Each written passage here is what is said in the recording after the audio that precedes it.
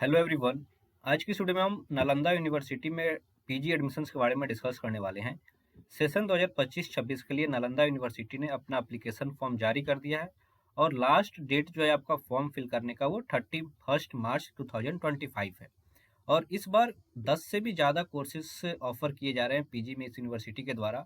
और इस बार कोई भी आपका रिटेन एग्जाम नहीं होगा, डायरेक्ट आपका इंटरव्यू के बेसिस पे सिलेक्शन होने वाला है।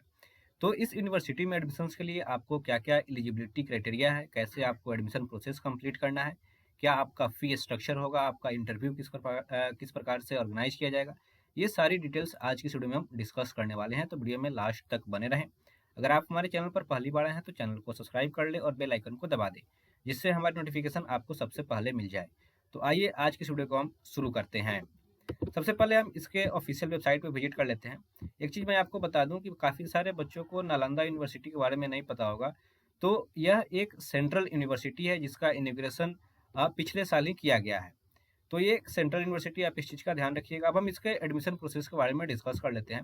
तो आपको इसके ऑफिशियल वेबसाइट पे आना है और आपको यहाँ पे एक एडमिशन सेक्शन देखने को मिलेगा, जिसमें एडमिशन 2025 वाले ऑप्शन पे क्लिक करेंगे तो आपके इस एडमिशन पेज पे आ जाएंगे।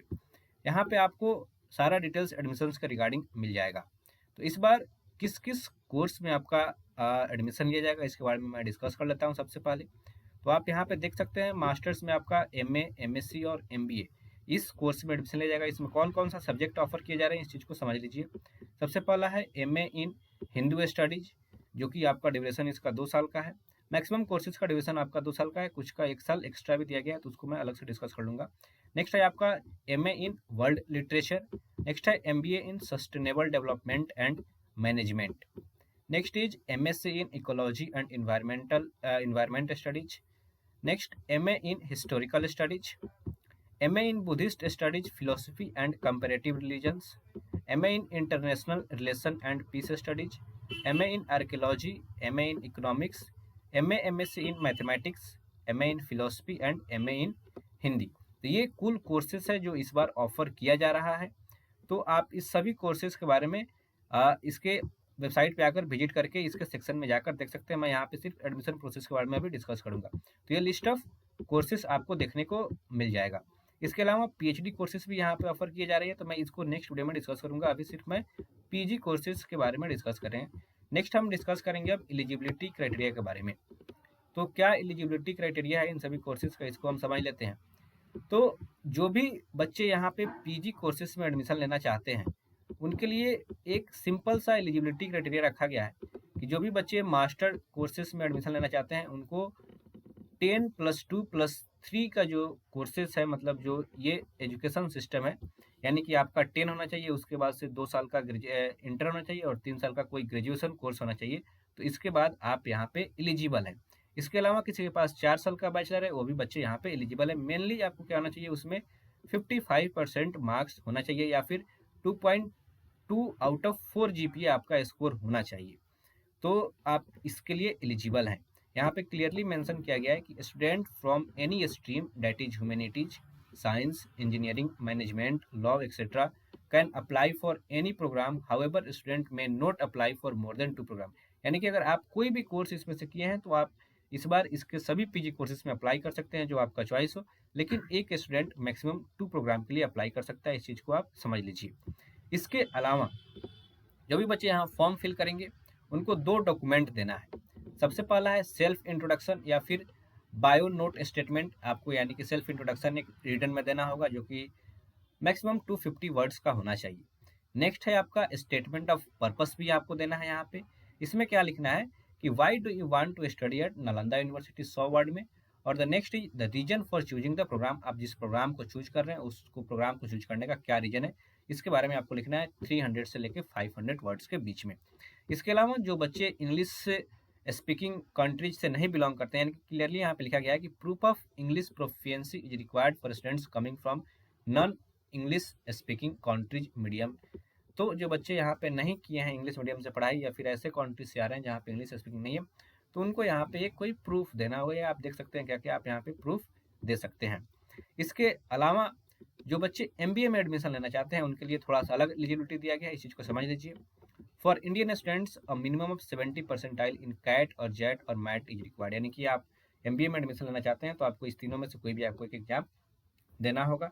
इसके अलावा कोई इंटरनेशनल स्टूडेंट है तो उनको मिनिमम जो क्रेडिट स्कोर है ग्रेजुएट लेवल पे 3/4 होना चाहिए, ठीक है। और जो ऐसे कैंडिडेट हैं जो कहीं पे काम कर रहे हैं, वर्किंग एग्जीक्यूटिव के लिए क्या है, कि मिनिमम 5 ईयर का आपका वर्किंग एक्सपीरियंस होना चाहिए, नो ऑब्जेक्शन सर्टिफिकेट आपके पास होना चाहिए, और CAT XAT MAT score will not be applicable. जो वर्किंग कैंडिडेट है उनके लिए कैट मैट ये सब की जरूरत नहीं है। यहाँ पे एक चीज और भी क्लियरली मेंशन किया गया है कि minimum of 3 years bachelor programme is required from any recognised Indian university. Minimum आपका 3 साल का बैचलर डिग्री इसमें रिक्वायर्ड है। इसके अलावा आपके पास 4 ईयर का बैचलर तो भी आप इसमें अप्लाई कर सकते हैं, किसी भी ब्रांच से हैं, किसी भी आपका स्ट्रीम है, आप यहाँ सभी कोर्सेज में अप्लाई कर सकते हैं। नेक्स्ट है, अब हम डिस्कस करने वाले हैं यहाँ पे आपका एडमिशन प्रोसेस के बारे में, कैसे आपका एडमिशन यहाँ पे कंप्लीट किया जाएगा।